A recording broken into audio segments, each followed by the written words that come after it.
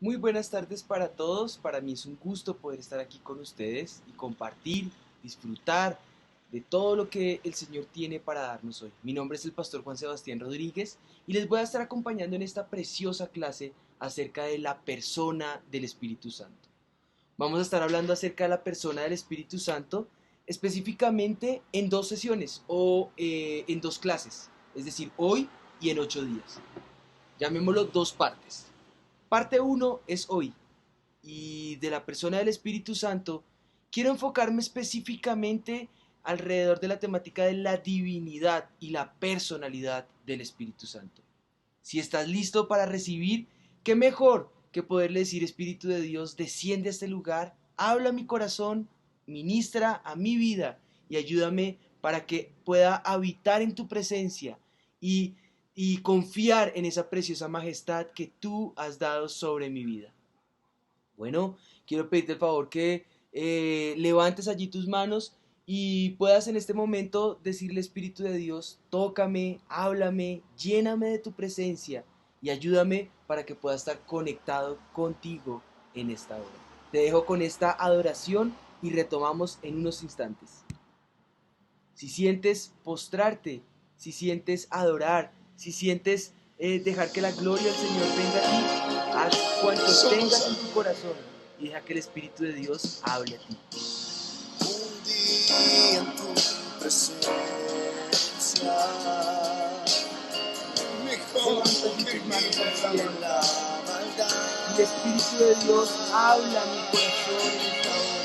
Y una noche en tu gloria, que te podré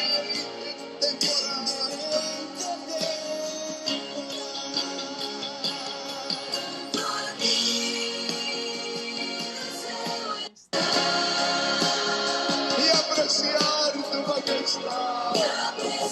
tu majestad.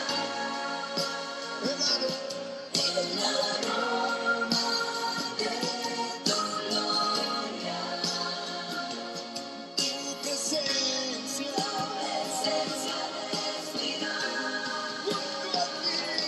junto a ti,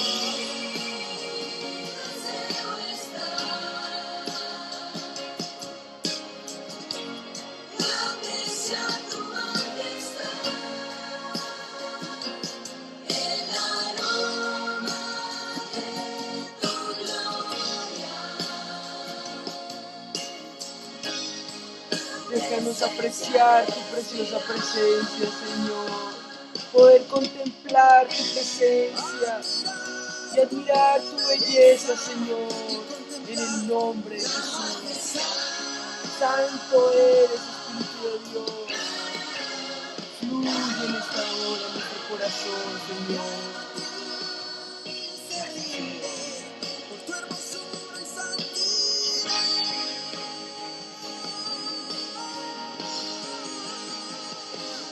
Junto a ti y apreciar tu majestad.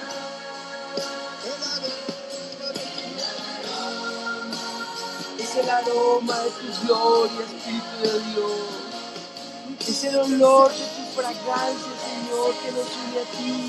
Y nos hace saber que en ti hay vida, Señor. Nos ayuda a encontrar nuestra esencia en ti, Señor. Fluye, Espíritu Santo, en el nombre de Jesús. Gracias, Señor.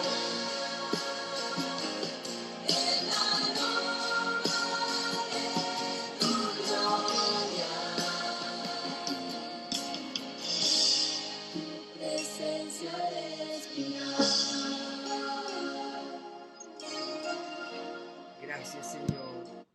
Gracias, Espíritu de Dios, por tu preciosa presencia, Señor, en medio nuestro. Es lo mejor que podemos tener, así que si puedes, dale allí gloria al Señor, si quieres darle un aplauso, un grito de júbilo, celebrar en esta hora, es lo mejor que podemos hacer. No hay nada más lindo que poder tener la presencia del Espíritu de Dios en medio nuestro. ¿Estás de acuerdo? Bueno, pues creo que hay bastante que podemos empezar a hablar. Quiero conectar acá un momento mis audífonos, dame un segundo y podré tener mejor audio contigo ahora. Bueno, vamos a comenzar entonces un poco la temática de la divinidad y la personalidad del Espíritu Santo. La intención es que podamos tener un conocimiento completo de quién es la persona del Espíritu Santo para nosotros, pues para ti y para mí. Quisiera empezar con una cita que nos da luz acerca de quién es y qué hace el Espíritu de Dios por nosotros. Para esto quiero que abras tu Biblia allí en la segunda carta de Corintios, específicamente en el capítulo 13, el versículo 14. Yo lo voy a compartir un poquito en otra versión aquí y quiero que memorices este versículo porque en 8 días en el examen que les hacen para las escuelas será la cita que tendremos que traer preparada, memorizada y pues que nos van a evaluar. Dice el apóstol Pablo que la gracia del Señor Jesucristo, que el amor del Padre y la comunión del Espíritu Santo sea con todos ustedes. Pues bueno, ese es el deseo del apóstol Pablo, es el deseo de los pastores Ricardo y Patti para tu vida y es mi deseo como profesor en esta clase que el Espíritu de Dios en común unión sea esa verdad y esa gracia en ti en este tiempo. Es nuestra oración. Nuestro contenido va a ser sencillo. Quiero que hoy podamos resaltar al Espíritu Santo de Dios, a la persona del Espíritu Santo y que comprendamos un poco acerca de la misión que el Espíritu Santo nos ha dejado a cada uno de nosotros. Pues comencemos entonces en materia. La introducción que nos podría ayudar a comprender un poco acerca de quién es el Espíritu Santo es hablar un poco acerca de esa doctrina que al juzgar por el lugar que ocupa en las Sagradas Escrituras va a figurar como una de esas doctrinas más importantes y relevantes y es la doctrina del Espíritu Santo. Adicional a eso, todos los libros del Nuevo Testamento, a excepción de la segunda y la tercera epístola de Juan, contienen referencia directa, no que esas epístolas no la tengan, la tienen de manera indirecta, pero que hagan referencia a la obra del Espíritu Santo de una manera visible. Cada uno de los evangelios comienza por una promesa de su derramamiento y eso nos ayuda a nosotros a encontrar en el Nuevo Testamento esa relevancia. Adicional, vemos que sin embargo debemos admitir que se trata de una doctrina descuidada, de una doctrina que ha sido mal interpretada, de una doctrina que al pasar del tiempo, dependiendo del periodo de la historia de la iglesia, pierde o resalta un valor como lo es la doctrina del Espíritu Santo. Pues bueno, al ser descuidada y al ser incomprendida o mal interpretada, pues es abandonada. El formalismo y el temor al fanatismo han provocado una reacción contraria a lo que sería la necesidad de recalcar la obra del Espíritu Santo tanto en la vida del creyente como en la iglesia. Y eso naturalmente ha llevado a una frialdad espiritual, a un descuido hacia la persona del Espíritu Santo, pues solamente Él puede hacer eficaz lo que Cristo hizo posible. En la iglesia primitiva se habla de la necesidad del Espíritu Santo y San Ignacio, uno de los padres de la iglesia, habla y hace un simbolismo acerca de quién es el Espíritu Santo. Y él dice, la gracia del Espíritu Santo es la que establece la conexión vital entre el mecanismo de la redención y el alma de las personas. Aparte del Espíritu, la cruz yace inerte, un vasto mecanismo en posición de descanso, mientras que a su alrededor yacen inmóviles las piedras del edificio. Y me encanta esta frase, dice, solo después que el lazo ha sido asegurado, se puede proseguir a la labor de levantar la vida de la persona mediante la fe y el amor hasta el lugar que se le ha preparado en la iglesia de Dios. Hagamos un análisis de esta frase. ¿Qué hizo que la cruz de Cristo se pudiera levantar cuando a él lo crucificaron? Bueno, lazos y rocas alrededor de la cruz. Enlazar la cruz alrededor de las rocas y luego amarrarla a la cruz y alar o tirar de ese lazo, causa que esa cruz se pueda elevar. De igual manera el Espíritu Santo es quien realza la verdadera obra que Cristo ha hecho por nosotros al redimirnos.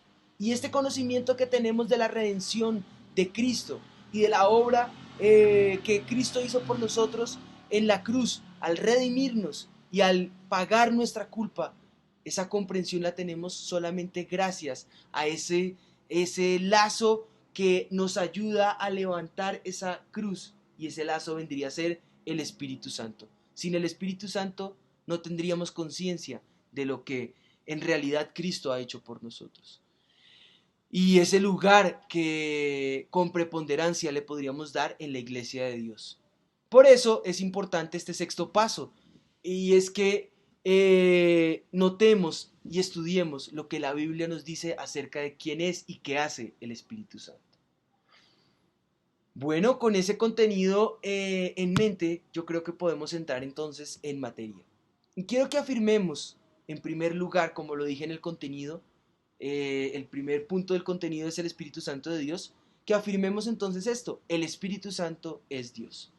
¿Por qué podemos decir que el Espíritu Santo es Dios? Bueno, es el poder ejecutivo de la deidad, el cual trabaja en todas las esferas, tanto físicas como morales.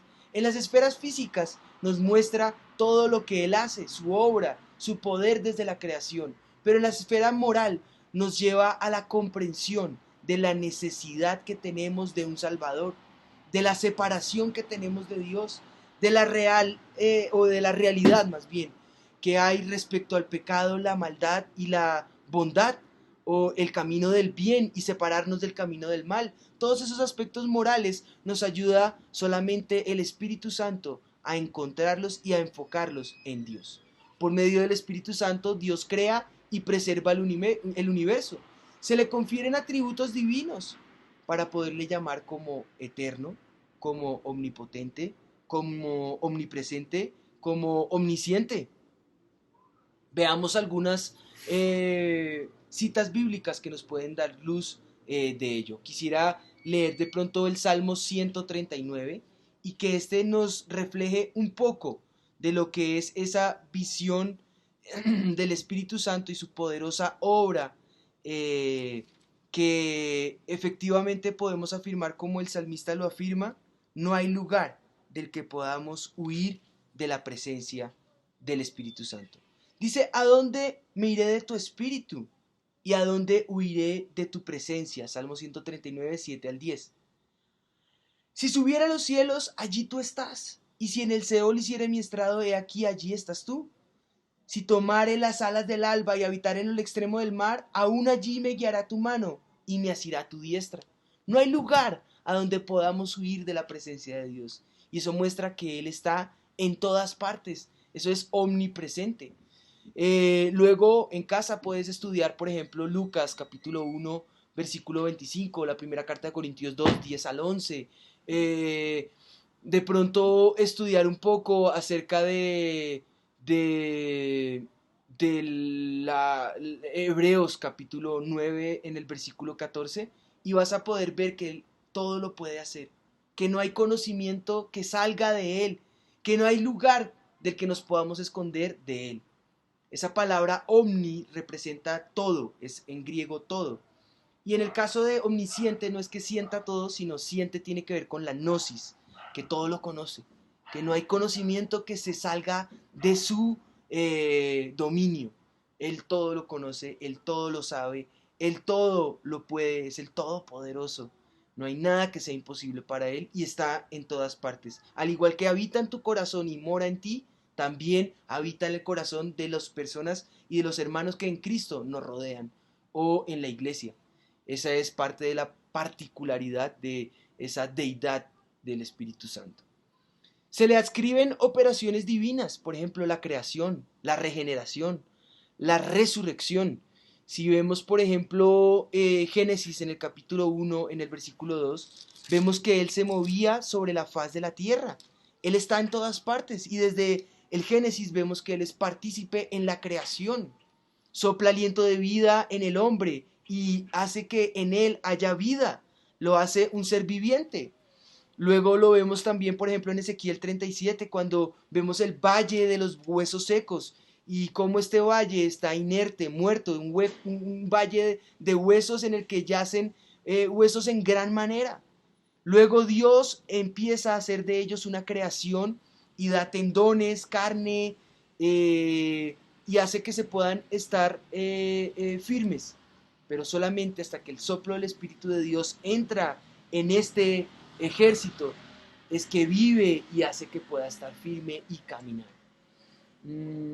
También podemos ver, por ejemplo, luz de esto en Job. Job habla un poco acerca de esa labor del Espíritu Santo. Si puedes, ve allí al capítulo 33. Job capítulo 33, se me pegaron acá las páginas. En el versículo 4, Job dice, el Espíritu de Dios me hizo y el soplo del Omnipotente me dio vida. Solamente el hálito del Espíritu de Dios nos puede revitalizar, nos puede fortalecer, pero también nos da resurrección. Juan, en el capítulo 3, los versículos 5 al 8, quiero enfatizar sobre todo los versículos 5 al 6 de pronto, o al 7, dice, de cierto te digo, que el que no naciere de agua y del Espíritu no puede entrar en el reino de Dios. Lo que es nacido de la carne, carne es. Lo que es nacido del Espíritu, Espíritu es. No te maraville de que te dije, os es necesario nacer de nuevo. Luego dice una analogía con el viento, el versículo 8, y al final dice, así es todo aquel que es nacido del Espíritu Santo. Una luz al respecto nos da Pablo en Corintios cuando dice que hará de nosotros una nueva creación. Todas las cosas viejas pasan y aquí todas son hechas nuevas. Esa regeneración o esa vida en el Espíritu, o como le dice a Nicodemo, es necesario nacer de nuevo. Quien hace esa obra de regeneración en nosotros es precisamente el Espíritu Santo. Se le pone al mismo nivel de la dignidad con el Padre y con el Hijo. Es decir, son uno, que sean primero el Padre, luego el Hijo y luego el Espíritu Santo. Ese enunciado no es jerárquico, ni es un orden de autoridad, ni es un orden de preponderancia.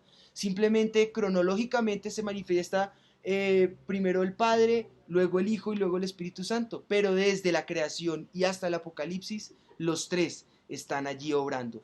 Los tres en la creación, los tres acompañando al pueblo de Israel, los tres dirigiendo a los reyes, los tres dirigiendo a la iglesia, los tres dirigiendo a los discípulos. De hecho, en el bautismo de Jesús podemos ver a Jesús bautizándose, la voz del cielo que dice, este es mi Hijo amado en quien tengo contentamiento, y al Espíritu Santo descender en forma corporal como paloma, una teofanía de el Espíritu de Dios en forma corporal como paloma, ¿no? La Biblia de principio a fin nos muestra y nos afirma que el Espíritu Santo es Dios. Así que podemos poner al Espíritu de Dios en en el mismo nivel de autoridad, como ya lo mencionamos, con el Padre y con el Hijo.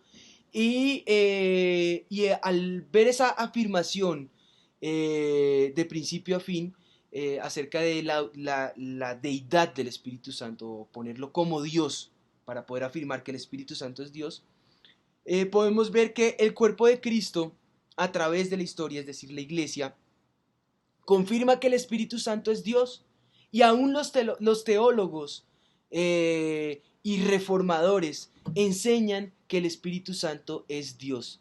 Adicionalmente, los eruditos, es decir, aquellos que estudian la erudición de la palabra de Dios, nos afirman efectivamente que el Espíritu Santo es Dios. ¿Qué aplicaciones entonces podemos sacar al respecto? Primero, que el Espíritu Santo no es una energía o una fuerza inerte, una manifestación solamente como muchos lo describen, el viento, el agua, el fuego, el soplo. No, no solamente es eso. Esas son figuras, pero eso no lo definen a Él como Dios. Él es Dios y Él es Jesucristo. Por eso lo llaman el Espíritu de Jesucristo. Así es conocido el Espíritu Santo, el Espíritu de Jesucristo. Los cristianos debemos adorar al Espíritu Santo como se adora a Dios, en el mismo nivel. Los tres son uno. Y aunque hay cosas particulares que vamos a ver ahora en la personalidad del Espíritu Santo, debemos empezar por unirlos, saber que es una triunidad, que aunque hay una sola unidad, un solo pensamiento, un solo Dios, ese es el famoso Shema hebreo, y tiene que ver con que nuestro Dios, el Señor, uno es, así lo dice el Antiguo Testamento. Pero podemos ver esos aspectos o esas facetas, esas particularidades de cada uno de ellos. ¿Quiere decir esto entonces que son tres dioses? No. Quiere decir que es un solo Dios.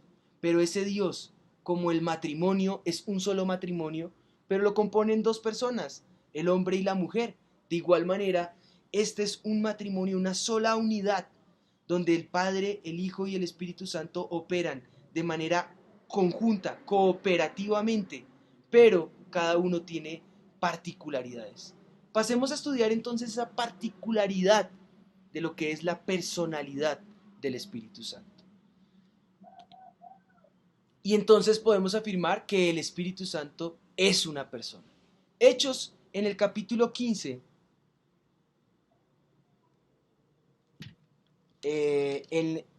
perdóname si se me han pegado un poco hoy las páginas, ¿no?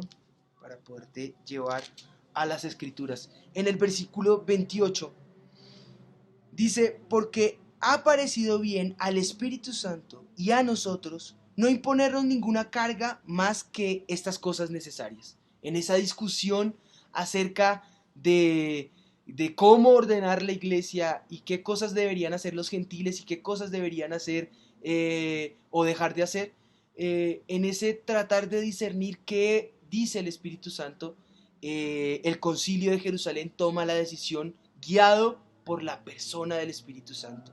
Nos ha parecido al Espíritu Santo y a nosotros. Quiere decir que Él habla. Quiere decir que tiene cualidades que tú y yo tenemos. Habla, dirige, enseña. Oye, porque oye nuestras plegarias y nuestras oraciones. Y tiene esa particularidad. Indica la realidad de la personalidad del Espíritu Santo y el tipo de relación persona a persona que disfrutaban los cristianos del primer siglo con el Espíritu Santo. También hay quienes piensan en una persona en términos de cuerpo humano, pasando por alto el verdadero significado de la palabra persona, que en realidad se refiere a esas cualidades sobresalientes de la personalidad. Si tú buscas la definición de persona, te va a llevar a personalidad. ¿Y qué cualidades posee la personalidad?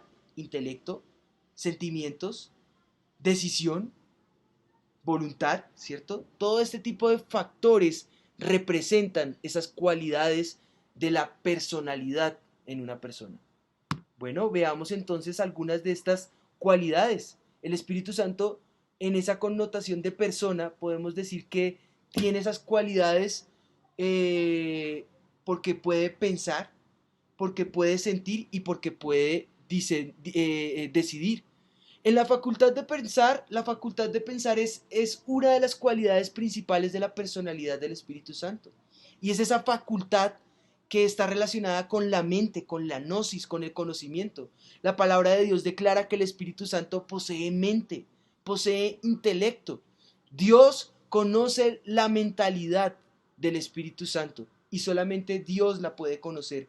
Nadie más puede acercarse a ese conocimiento. Romanos 8:27 muestra cómo nosotros podemos renovar el espíritu de nuestra mente para entender cómo el Espíritu de Dios comprende, o de la manera en que el Espíritu de Dios comprende, para que espiritualmente nos podamos conectar con Él con gemidos indecibles, ¿no? El Espíritu Santo actúa con inteligencia y con sabiduría.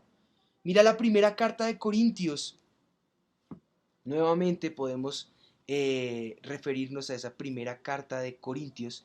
En el capítulo 2, en el versículo 10 y el versículo 11 dice, pero Dios nos la reveló a nosotros por el Espíritu, porque el Espíritu todo lo escudriña, aún lo profundo de Dios, las cosas que nadie ve, las cosas que nadie ha visto, dice el versículo 9. como está escrito, cosas que ojo no vio, cosas que oído no oyó, cosas que no han subido al corazón del hombre, son las que Dios ha preparado para los que le aman. Y ahora el amor de Dios ha causado que a través del Espíritu Santo, esas cosas escondidas y esas cosas ocultas, esas cosas que nadie conoce, sean reveladas a nosotros por medio y a través de el Espíritu Santo de Dios. Bueno, el Espíritu Santo enseña y recuerda, y todo eso es parte de esa facultad de pensar que tiene el Espíritu Santo. Juan 14:26 dice que Él nos recordará todo lo que Jesús nos dijo. Son palabras textuales de Jesús, Juan 14:26. Dice, yo me voy, les conviene que yo me vaya para enviarles al Espíritu Santo. Él vendrá, y en el versículo 26 dice, y les recordará todo lo que yo les he dicho. Esa es la capacidad que tiene de enseñar, esa capacidad de recordar, de memorizar, nos da esa facultad de pensamiento que tiene el Espíritu Santo. Sin embargo, nuestro segundo factor aquí resaltado es que Él tiene la capacidad de sentir, tiene la capacidad de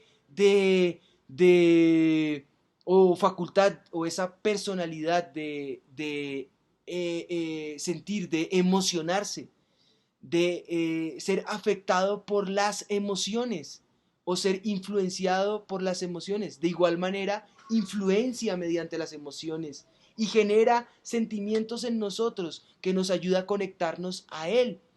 Los sentimientos incluyen la capacidad de amar, la capacidad de sufrir, la capacidad de entristecerse, airarse, alegrarse, contristarse.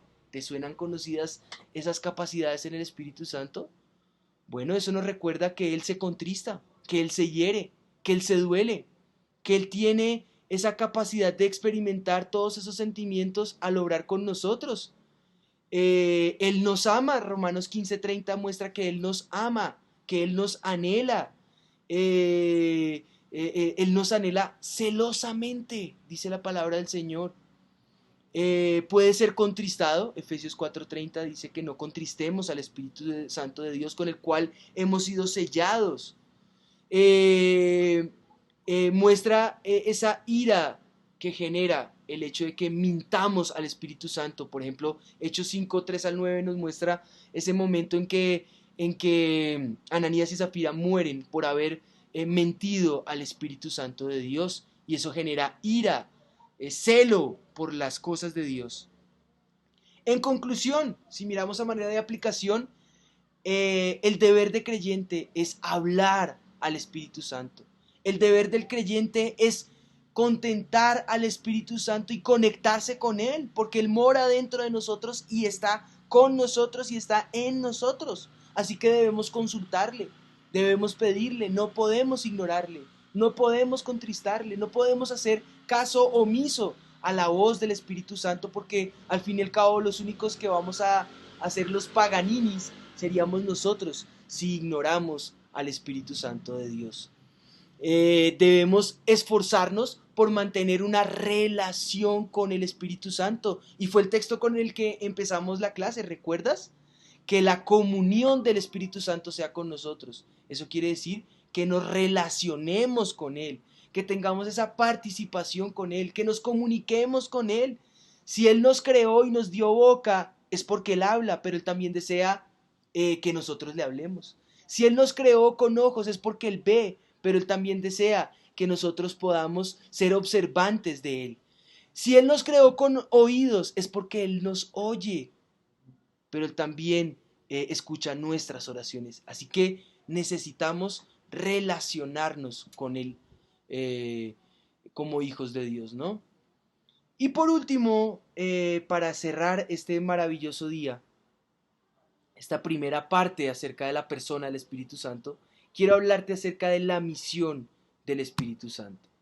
Esa misión del Espíritu Santo tiene tres factores, en total 6 factores, pero estos 3 iniciales que te estoy mostrando en esta presentación.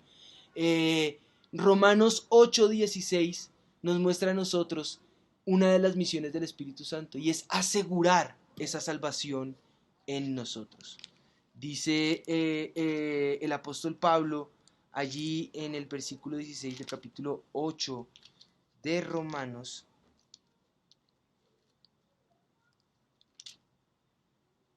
El Espíritu mismo da testimonio a nuestro espíritu de que somos hijos de Dios. Es solamente mediante el Espíritu Santo que tenemos ese testimonio interno, esa evidencia eterna, que nadie nos puede robar, esa certeza de ser hechos hijos de Dios. ¿Y cómo tenemos esa certeza? Mediante la seguridad que el Espíritu Santo de Dios nos da. La misma certeza que David en su momento perdió, cuando él exclama y dice, no quites de mí tu Santo Espíritu. Había perdido esa certeza en su corazón. ¿Por qué? Porque espiritualmente había pecado. Bueno, físicamente había pecado, pero espiritualmente se había contristado el Espíritu de Dios y en su espíritu él pudo sentir esa ruptura, esa separación entre Dios y él. Y por eso proclama, no quites de mí tu Santo Espíritu. Convence de pecado, fíjense, el mismo David se sintió aludido, se sintió que había contristado a la preciosa persona del Espíritu Santo.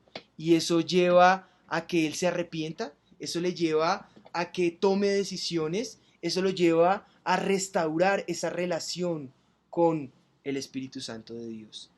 Y en ese orden de ideas, Juan 16, 7 al 11 nos muestra que él convence de pecado, de justicia y de juicio. De pecado, el Espíritu Santo convence de pecado, de justicia y de juicio. De pecado por cuanto no creen en mí, dice el Señor Jesús. De juicio por cuanto voy al Padre y no me veréis más. Perdón, de justicia por cuanto voy al Padre y no me veréis más. Y de juicio por cuanto el príncipe de este mundo ya ha sido juzgado. Y me encanta porque esos tres factores en algún momento tendremos la oportunidad para estudiarlos a profundidad, pero nos muestran quién es Cristo, lo que Él hace por nosotros, la necesidad que tenemos de Él y cómo Él es el único y suficiente para nosotros, para nuestra redención, para nuestra salvación. Nos da ese convencimiento de necesidad de un Salvador. También en esa misión regenera. Juan 3, 3 al 8 lo leímos y Juan 6, 63. De pronto podemos, si quieren, un poquito de estudio acerca de este texto, leamos Juan 6, por ejemplo. Nos muestra a nosotros la necesidad que tenemos del Espíritu Santo para que Él regenere todo lo que Dios ha hecho en nosotros.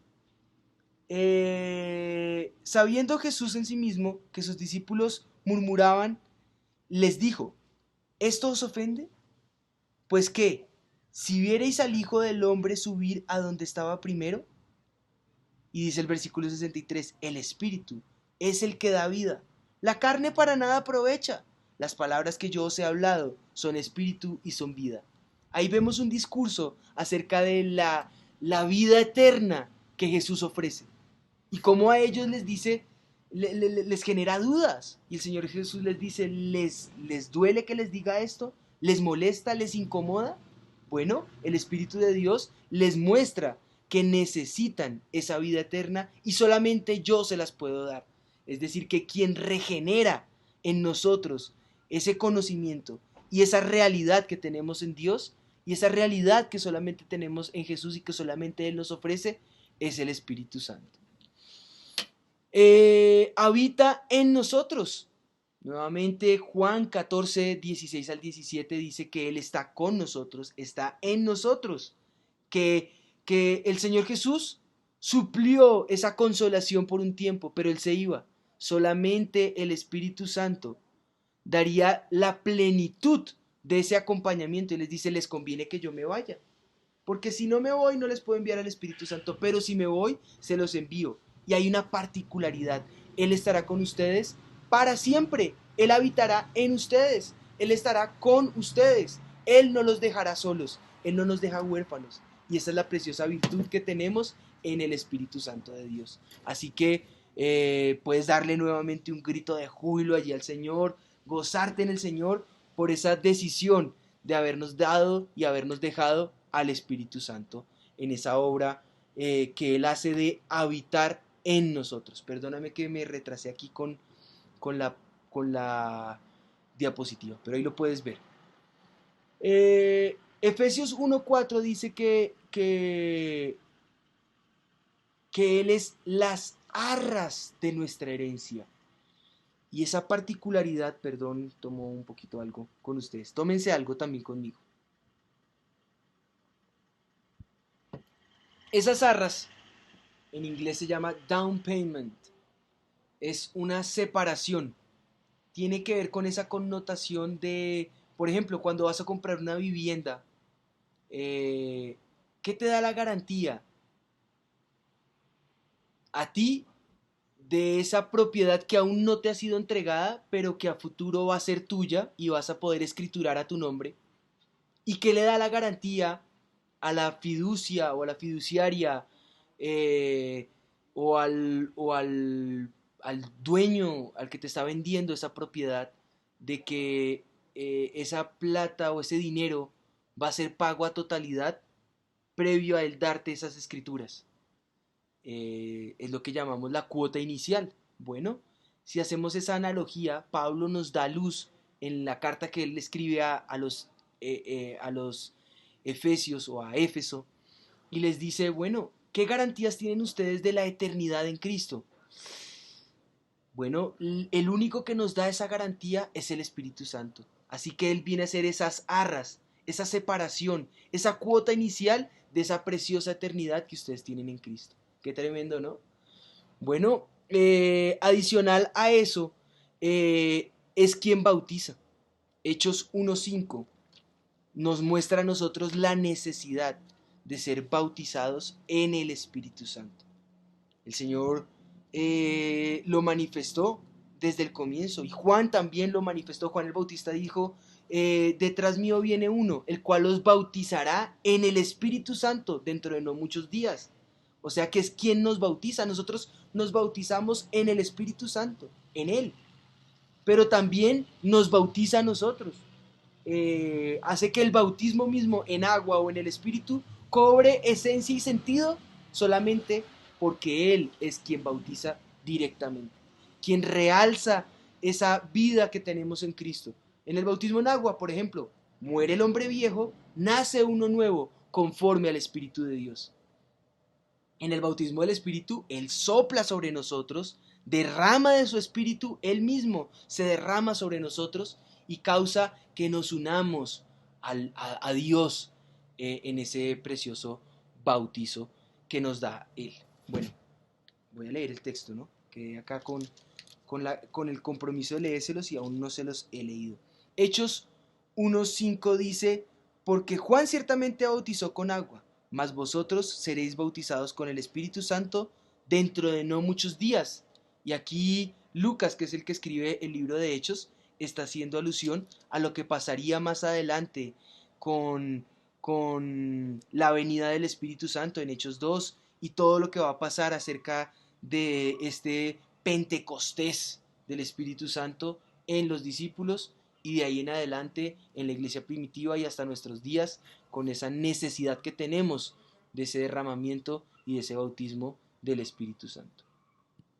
En conclusión, el Espíritu Santo, o bueno, después de la organización de Israel en el Sinaí, Jehová descendió para morar en medio de ellos, estableciendo su presencia en el tabernáculo. Desde el Pentecostés el Espíritu Santo descendió para morar en la iglesia y, bueno, para hacer analogía en el tabernáculo en el Antiguo Testamento o en el templo en el Antiguo Testamento y ahora en la iglesia descendió para morar en ellos. El Espíritu Santo pasó a ocupar su cargo para administrar los asuntos del reino de los cielos y darnos a nosotros la recordación de quiénes somos, cuál es nuestra identidad y cuál es nuestra morada eterna. En conclusión, podemos ver que el derramamiento pentecostal no fue solo un despliegue de poder tendiente a llamar la atención y alentar la investigación con respecto a esa nueva fe, sino que fue más bien el comienzo de un nuevo periodo en el plan divino de los siglos. Fue el derramamiento del Espíritu Santo, así como la encarnación fue el advenimiento del Hijo, fue el advenimiento del Espíritu. Dios envió a su Hijo al mundo Y cuando su misión se había cumplido, envía al Espíritu de Dios, al Espíritu de su Hijo, que es el Espíritu Santo, para que se hiciera cargo de la labor bajo las nuevas condiciones. Y por esa misión es conocido como el otro consolador. ¿Por qué? Porque Jesús fue el consolador primero y ahora nos ha dejado al otro consolador, uno en la misma condición de Jesús. Luego podemos ver que la creencia en la dirección del Espíritu Santo estaba profundamente arraigada en la iglesia primitiva y no había esfera de la vida en que su autoridad no fuera reconocida y donde esa autoridad no fuera experimentada. La iglesia primitiva lo reconoció como autoridad suprema. En él tomaron los concilios y en los sínodos las mejores y las más importantes decisiones. ¿En quién? En el Espíritu Santo. Guiados en y por él, la iglesia se colocaba sin reservas bajo la sombrilla, bajo la dirección del Espíritu Santo. Los grandes movimientos de la iglesia primitiva fueron ordenados y aprobados por el Espíritu Santo. Los primeros cristianos estaban acostumbrados a oír el evangelio predicado por el Espíritu Santo, enviado desde el cielo, el cual ellos recibieron con gozo del Espíritu Santo. Y hay muchas citas que resaltan esa necesidad que tenemos tú y yo del Espíritu Santo. Hechos 8:29, Hechos 10:19, Hechos 16, 6 al 7. La primera carta de Pedro 1:12. La primera carta a Tesalónica, a la iglesia tesalónica, es decir, la primera carta de Tesalonicenses en el capítulo 1, el versículo 6. Dale por un segundo pausa a estas citas que te he dado, ve, léelas y vas a ver que Él es quien gobierna efectivamente la iglesia. De igual manera, nosotros debemos entender que es solamente en y a través del Espíritu Santo que nos podemos deleitar, que nos podemos gozar, que podemos llegar a ser, que podemos encontrar nuestra identidad y nuestra esencia y que efectivamente necesitamos el gobierno, la dirección y la guía del Espíritu Santo para nuestras vidas, para nuestras familias, para nuestras comunidades, para nuestra iglesia. Él es todo para nosotros. Si eres parte del Centro Mundial de Avivamiento, vas a reconocer que necesitas al Espíritu Santo, a esa persona preciosa y a esa divinidad que es el Espíritu Santo. Eso fue todo por hoy en esta primera parte. Te doy gracias por haber participado de este tiempo y quiero cerrar entonces recalcando: Espíritu de Dios, desciende sobre nosotros. Si estás listo, levanta allí tus manos conmigo y pídele: Espíritu de Dios, derrama tu poder y tu manifestación en medio nuestro, en el nombre de Jesús. Voy a desactivar mis AirPods para que tú puedas allí conectarte en adoración conmigo.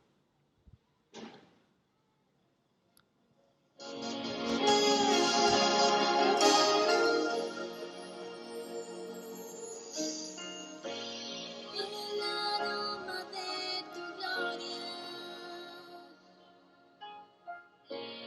tu presencia respirar. Dile: Espíritu de Dios, necesitamos respirar tu aroma. El aroma de Hemos tu identificado que necesitamos el aroma de tu gloria, Espíritu de Dios. Necesitamos que tú vengas en este lugar en el nombre de Jesús y que seas derramado con poder en el nombre de Jesús.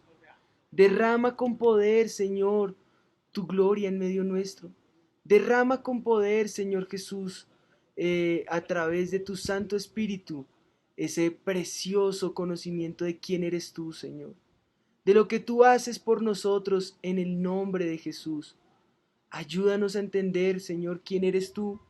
Ayúdanos, Señor, a identificar tu poder y tu aroma en el nombre de Jesús.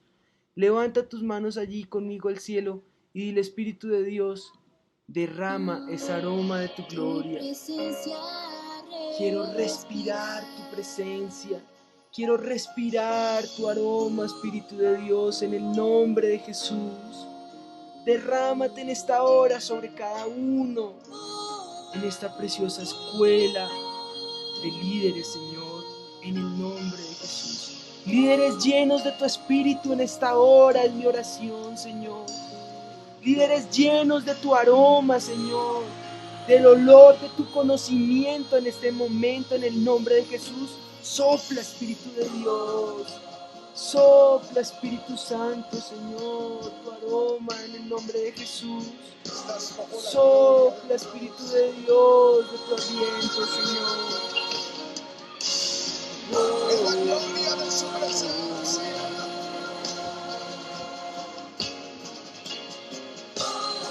Es su gloria. Tu gloria, Señor, nuestro deleite.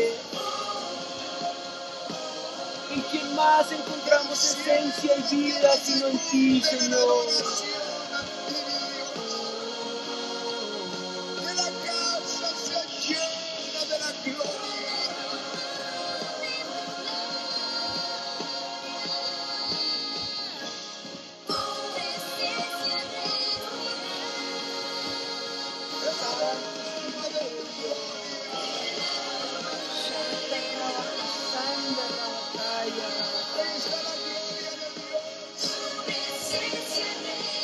Fluye, Espíritu Santo, en el nombre de Jesús.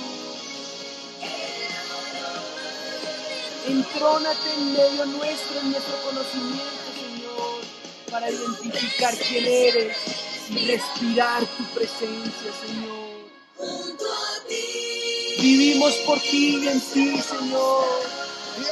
Habitas en nosotros, Señor, y queremos que esa relación contigo sea fuerte, duradera y fresca, Señor, en el nombre de Jesús. Gracias, Señor. Tu presencia respirará junto a ti.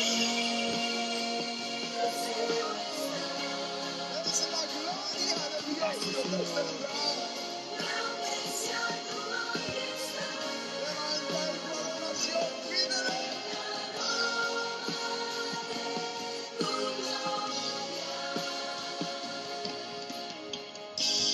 Tu presencia respira. Amén. Dale fuerte ese aplauso a mi Jesús. Glorifícalo en esta hora, en el nombre de Jesús. Bueno, pues creo que hemos pasado un tiempo muy agradable. Esta fue nuestra primera parte. No te pierdas en 8 días la segunda parte acerca de la persona del Espíritu Santo. Les habló el pastor Juan Sebastián Rodríguez y para mí fue un placer compartir con ustedes. Dios les bendiga.